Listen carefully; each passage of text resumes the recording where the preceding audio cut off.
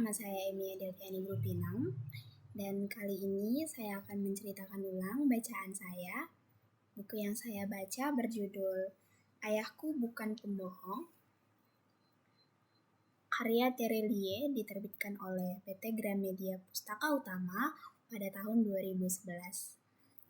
Saya memilih buku ini karena judulnya langsung menarik perhatian saya. Dari awal saya penasaran, mengapa seorang anak menganggap ayahnya pembohong? Padahal biasanya ayah itu adalah sosok yang kita hormati, kita percaya, dan kita kagumi kan. Setelah itu alasan lain, saya juga tertarik karena Terelie seringkali menyampaikan pesan moral yang menyentuh hati dan penuh nilai kehidupan.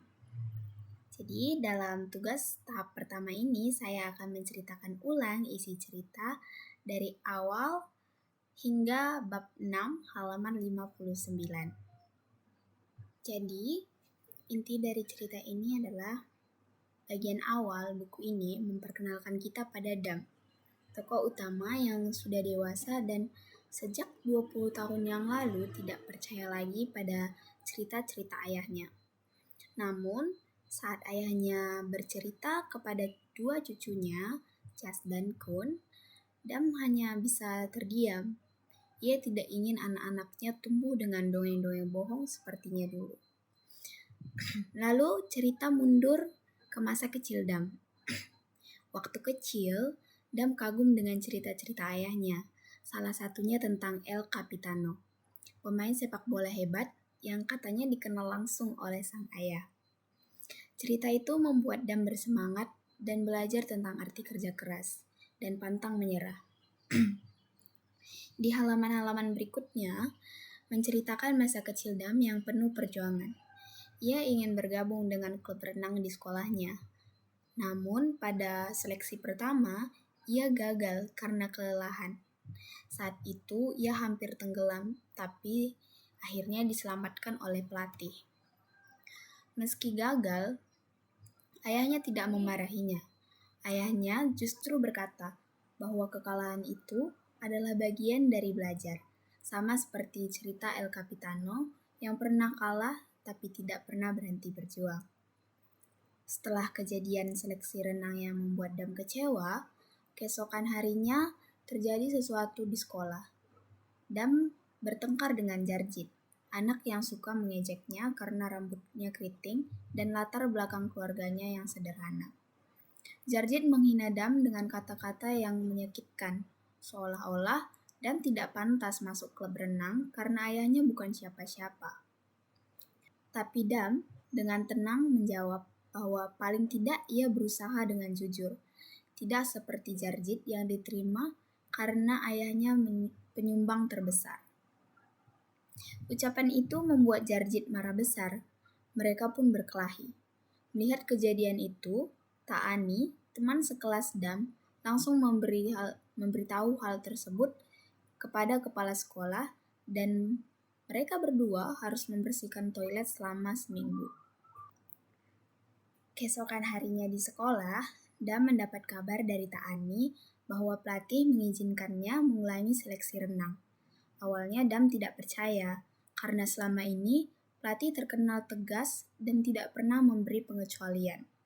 Belakangan, Dam tahu bahwa pelatih itu adalah ayah Taani, sosok yang disiplin, tapi mau memberi Dam kesempatan kedua karena Taani meyakinkan ayahnya bahwa Dam memiliki potensi yang besar. Sejak 5 hari berlalu saat Taani mengabarkan berita hebat itu, Dam berlatih sungguh-sungguh, sama seperti idolanya yang tidak pernah berhenti berjuang. Hingga pada hari seleksi, Dam sangat bersemangat dan berenang sekuat tenaga selama 1 jam. Tubuhnya lelah, tapi ia teringat kata-kata ayahnya tentang El Capitano yang tidak menyerah meskipun cedera.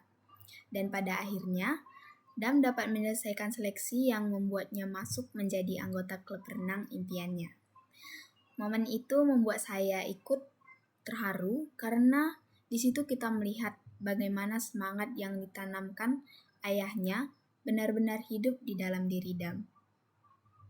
Di halaman-halaman berikutnya, mulai terjadi konflik Dam dengan ayahnya.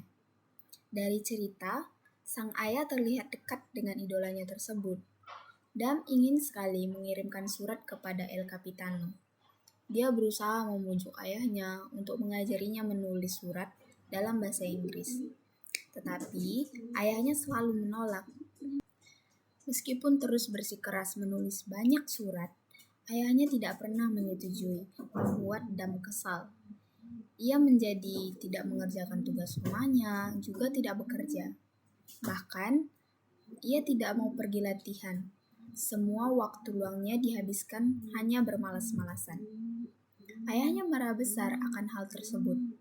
Dam tidak diperbolehkan keluar kamar sampai dia minta maaf. Malam itu, Dam terisak sambil menulis surat. Kali ini bukan untuk sang kapten, El Capitano, tetapi untuk ayahnya. Sampai halaman 59 ini kita melihat proses tumbuhnya Dam yang menjadikan cerita-cerita ayahnya sebagai inspirasi.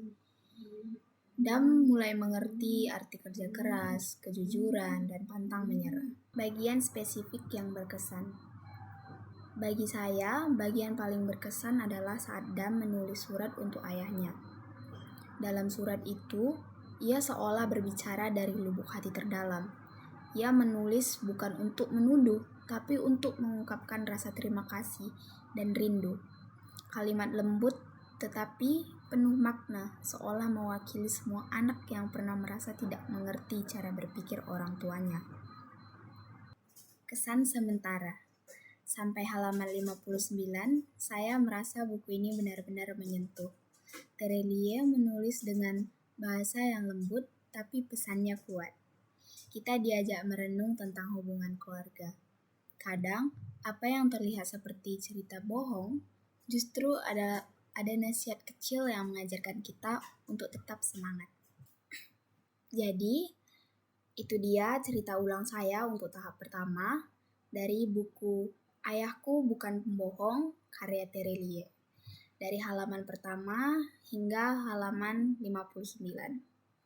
Saya benar-benar menikmati setiap halamannya.